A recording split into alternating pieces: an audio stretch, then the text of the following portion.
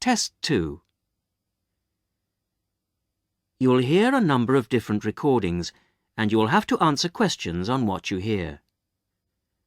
There will be time for you to read the instructions and questions, and you will have a chance to check your work. All the recordings will be played once only. The test is in 4 sections. Write all your answers in the listening question booklet. At the end of the test, you will be given 10 minutes to transfer your answers to an answer sheet. Now turn to Section 1.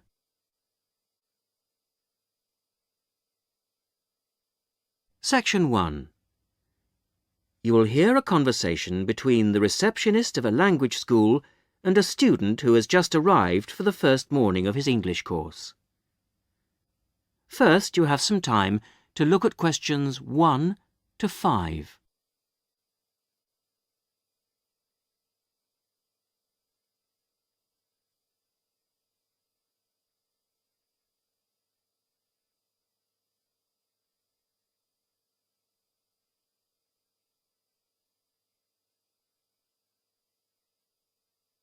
You will see that there is an example which has been done for you. On this occasion only, the conversation relating to this will be played first. Sorry to keep you waiting. Well, firstly, let me give you this booklet.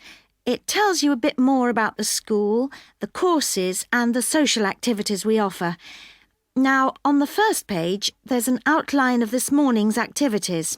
There, you see. The programme starts at 10 o'clock. Try not to be late as it's a very full day.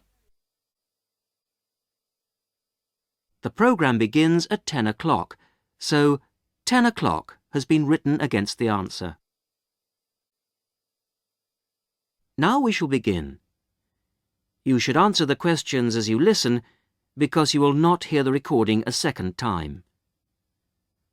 Listen carefully to the first part of the conversation and answer questions 1 to 5. Sorry to keep you waiting. Well, firstly, let me give you this booklet. It tells you a bit more about the school, the courses and the social activities we offer. Now, on the first page, there's an outline of this morning's activities. There, you see. The programme starts at 10 o'clock. Try not to be late as it's a very full day. At 10 o'clock, all the new students will gather in the main hall to meet the principal and the rest of the staff. In fact, you spend most of the morning in the main hall. Where's that? I'll show you in a minute. Just let me quickly run through this morning's events first, and then I'll explain how to get there. Yes, okay. Right, where were we? Yes, so the principal's talk will last about 15 minutes, and then the Director of Studies will talk to you for half an hour about the courses and the different requirements for each. After that, the Student Advisor will tell you about the various services and activities we offer to students. Any questions? So, all of this is in the main hall? That's right. And then you'll go next door to classroom 5 at 11 o'clock. What happens there? You'll have a test. Test? I don't like the sound of that. What sort of test? Oh, it's nothing to worry about. It's just a placement test to help us find your level of English so that we can put you in the right class. It won't last long. You now have some time to read questions 6 to 10.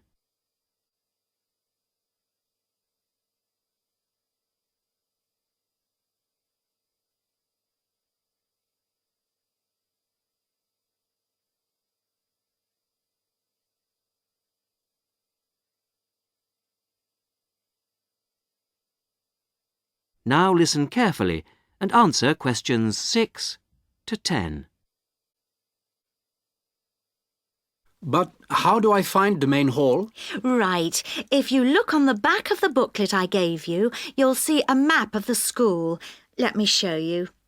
Look, you came in through the main entrance here, and now we're here at reception.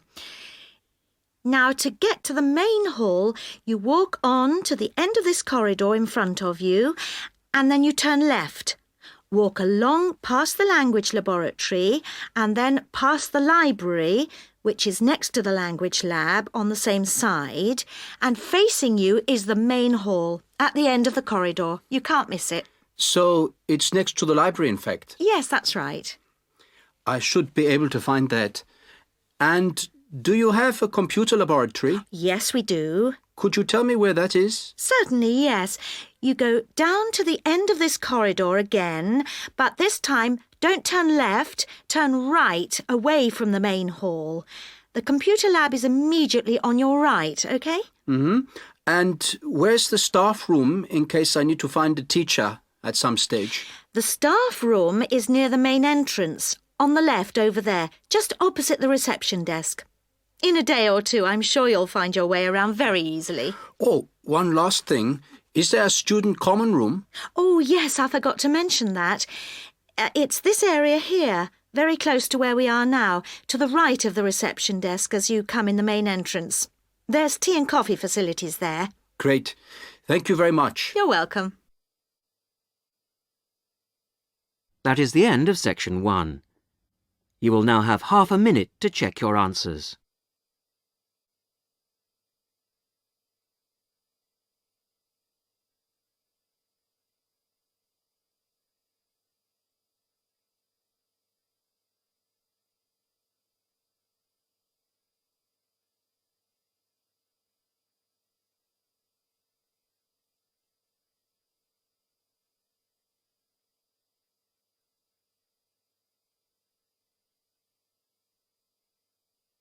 Now turn to section 2.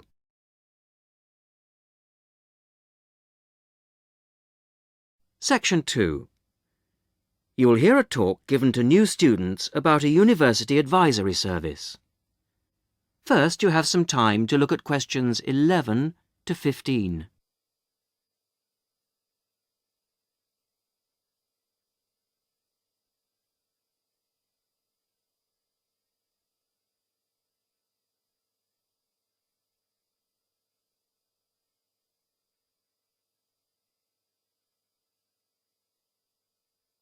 Now listen carefully to the first part of the talk and answer questions 11 to 15.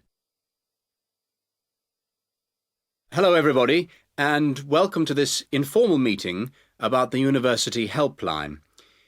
The helpline was set up 10 years ago by the Students' Union, and it aims to provide new students to the university with a service that they can use if they need information about practical areas of student life that they're unfamiliar with.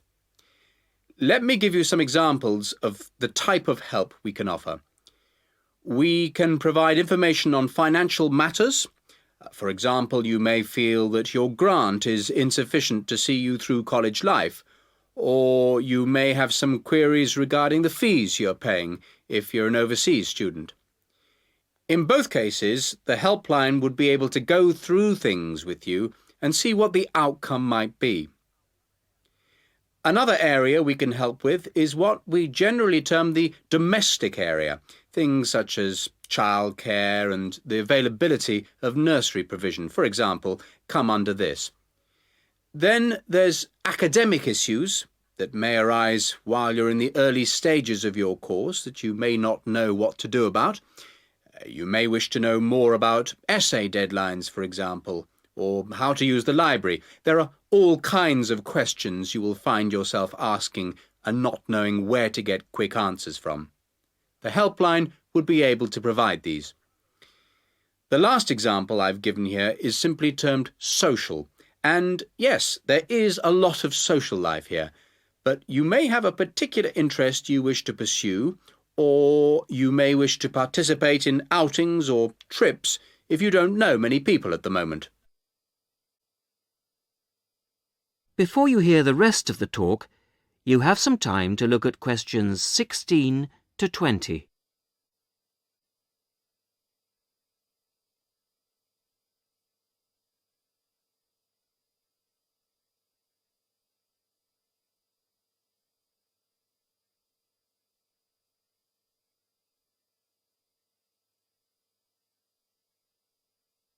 Now listen and answer questions 16 to 20.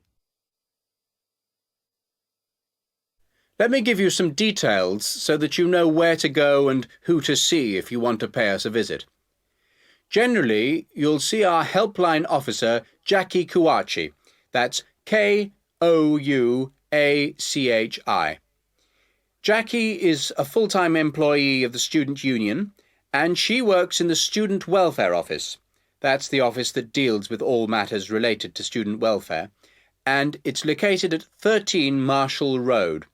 I have some maps here for those of you who haven't been there yet.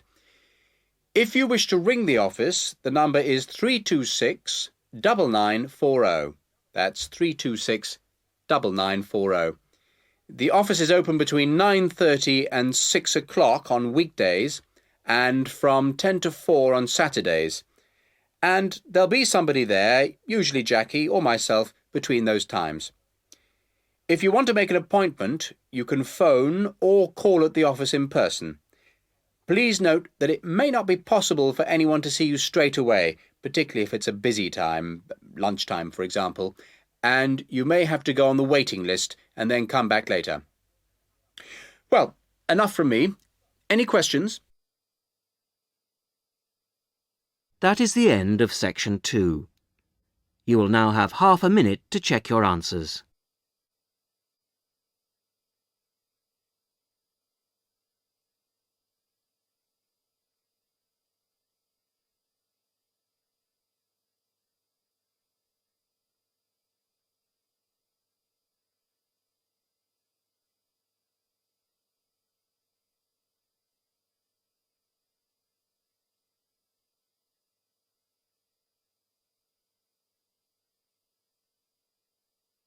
Now turn to section 3.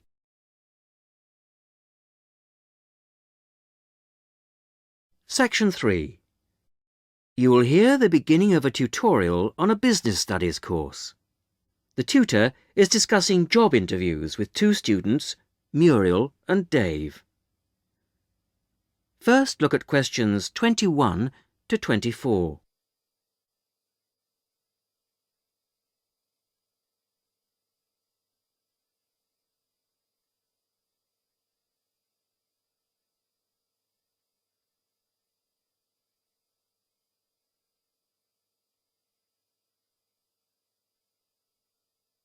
Now listen carefully and answer questions 21 to 24. Good morning. Good morning. Morning. So, we've looked at various aspects of staff selection this term and I think by now you should be beginning to see how much more there is to it than just putting applicants through a short interview or asking the right questions. Yeah, absolutely. So, I think you should be ready for today's tutorial on matching the person to the job. We're going to talk today about the importance of choosing that all-round right person. Right, so we have to put ourselves into the role of the manager or supervisor. Yes, and then we're going to imagine how different applicants would fit into the team or group they have to work with. We'll look at some examples later. It's just theoretical at the moment. Yes. The point is, you can select someone, even a friend, who has all the right qualifications, degrees, certificates, whatever. You can also check that they have a lot of experience, that they've done the sort of tasks that you want them to do in your office already, in a similar environment. But if they start work, and you realise that they just don't get along with everybody else, that, say, they've got sharply contrasting views on how something will work, well, with the best will in the world, you may be backing a loser. Wouldn't it be just a question of company training, though? Not always, particularly in a team situation. And I think it's important to think in terms of that type of working environment. People have to have faith in each other's ability to carry out the task their boss has set them. They have to trust that everyone will do their part of the job. And you can't necessarily train people for this. But it's like trying to find out what someone's personality is like in a job interview. I mean, you just can't do that. even if you try, you won't find out what they're really like until they actually start work. Well, in most interviews, you usually ask candidates questions about their hobbies and what they like doing in their spare time, that sort of thing. So, employers are already involved in the practice of, well, doing part of the task. But it doesn't tell you anything. It doesn't tell you if they're easygoing or hate smokers or whatever. Well, arguably, it does give you a bit of information about an applicant's character.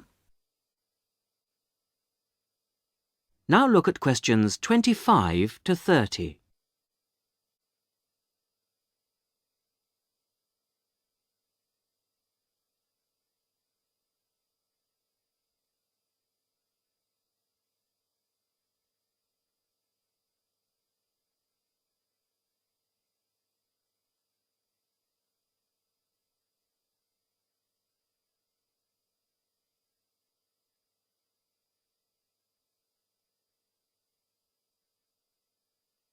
Now, as the tutorial continues, listen and answer questions 25 to 30. Well, arguably, it does give you a bit of information about an applicant's character, but also, more and more employers around the world are making use of what are called personality questionnaires to help them select new staff. And What's it called? A personality questionnaire.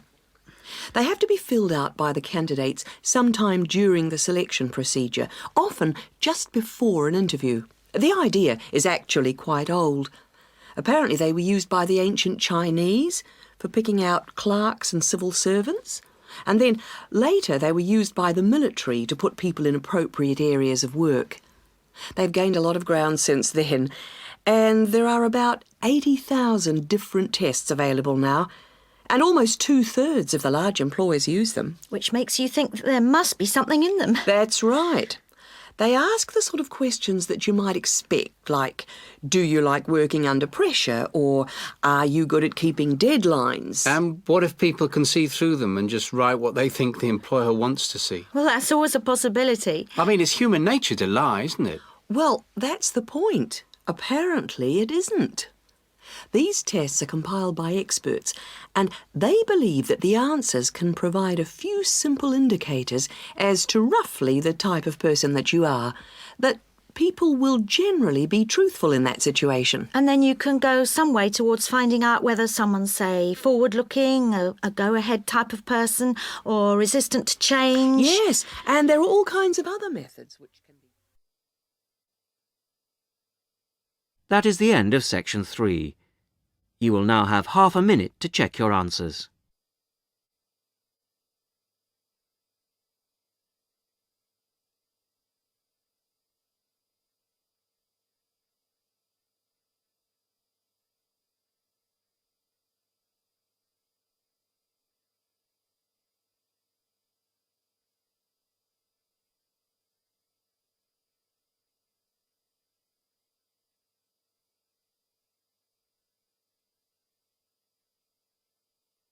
Now turn to section 4.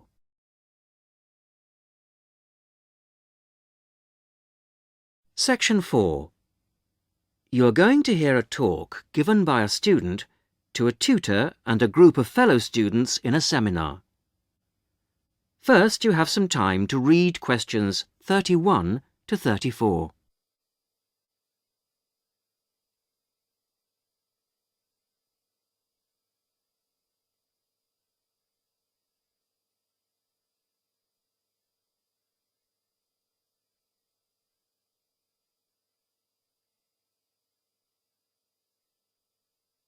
Now, as you listen to the beginning of the talk, answer questions 31 to 34. Right. Are we all here? OK. As you know, today Vivian is going to do a presentation on the hat-making project she did with her class during her last teaching practice. So, over to you, Vivian. Thanks. Mr. Yardley has asked me to describe to you the project I did as a student teacher at a secondary school in London. I was at this school for 6 weeks, and I taught a variety of subjects to a class of 14-year-old pupils. The project I chose to do was a hat-making project, and I think this project could easily be adapted to suit any age. So, to explain the project. After we'd done the research, we went back to the classroom to make 2 basic hat shapes using rolls of old wallpaper. We each made, first of all, a conical hat by, well, if I show you now, cutting out a circle and then making 1 cut up to the centre and then, overlapping the cut like this. A conical hat that sits on your head. The other hat we made was a little more complicated. First of all, we cut out a circle again, like this. Then you need a long piece with flaps on it. I've already made that bit, which I have here. You bend the flaps over and stick them with glue or Pritt stick to the underside of the circle, like this. Again, I've prepared this so that I don't get glue everywhere. The pupils do, of course, so you need plenty of covers for the table.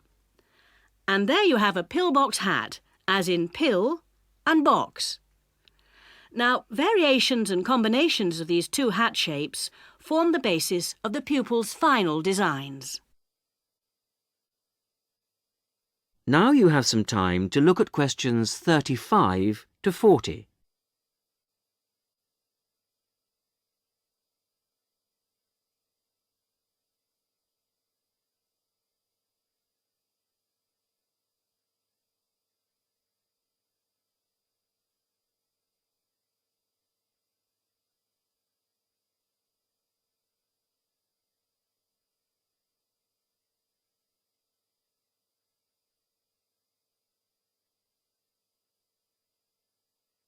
Now listen and answer questions 35 to 40.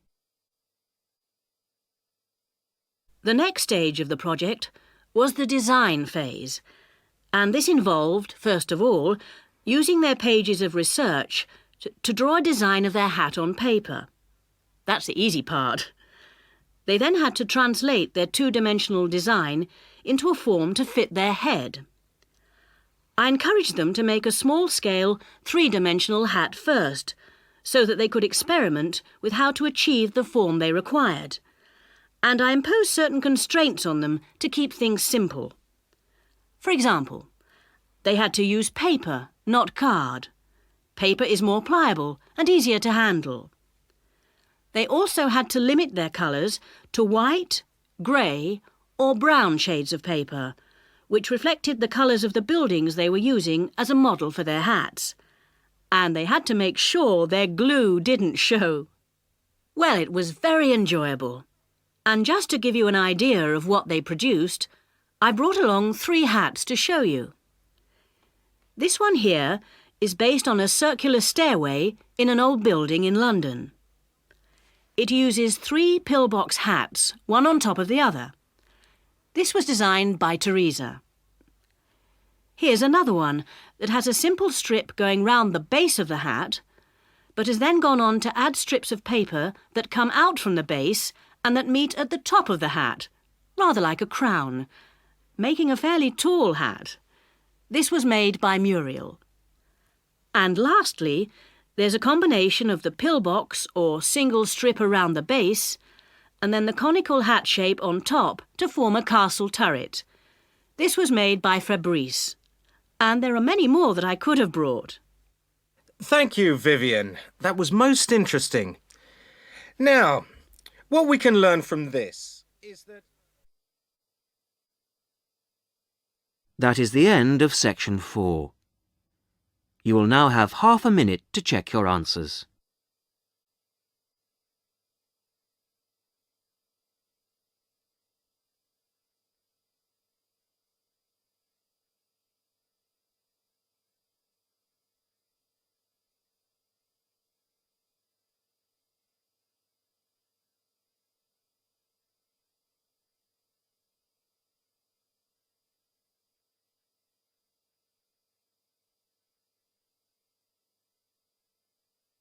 That is the end of the listening test. In the IELTS test, you would now have 10 minutes to transfer your answers to the listening answer sheet.